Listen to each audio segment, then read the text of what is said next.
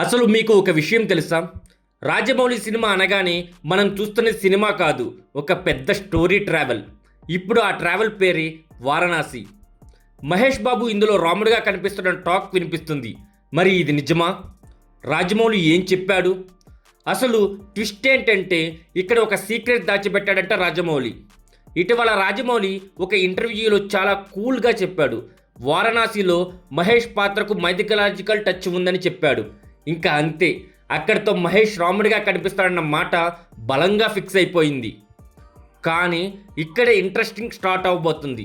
సినిమాకు సంబంధించి ఒక కీలక సీక్రెట్ని మాత్రం ఇప్పుడే చెప్పను అని చెప్పాడు. రిలీజ్ అయిన తర్వాతే చెబుతానని కూడా చెప్పాడు. అంటే మనకి థియేటర్లో సర్ప్రైజ్ అనమాట.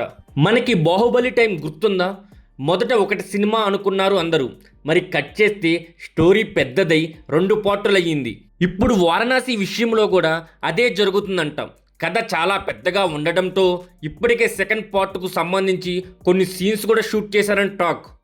కానీ ఈసారి రాజమౌళి ముందే చెప్పడు, సింపుల్గా స్క్రీన్ మీద పార్ట్ 2 రివీల్ చేస్తాడంట.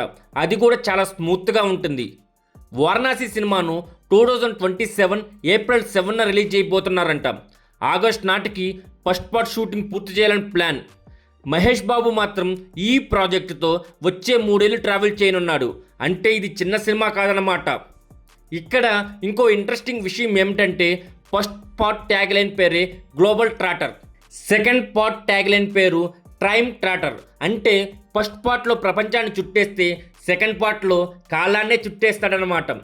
వారణాసి 2027లో వస్తే వారణాసి 2ను మాత్రం 2029లో రిలీజ్ చేయాలని ప్లాన్ చేస్తున్నారు. ఈ వారణాసి మూవీలో ప్రియాంక చోప్రా, పృథ్వీరాజ్ సుకుమారన్, ప్రకాష్ రాజ్ లాంటి స్ట్రాంగ్ ఆర్టిస్టులు కీలక పాత్రలో కనిపించబోతున్నారు. మరి బడ్జెట్ విషయానికి వస్తే 1000 కోట్ల పైగా అంటున్నారు బడ్జెట్.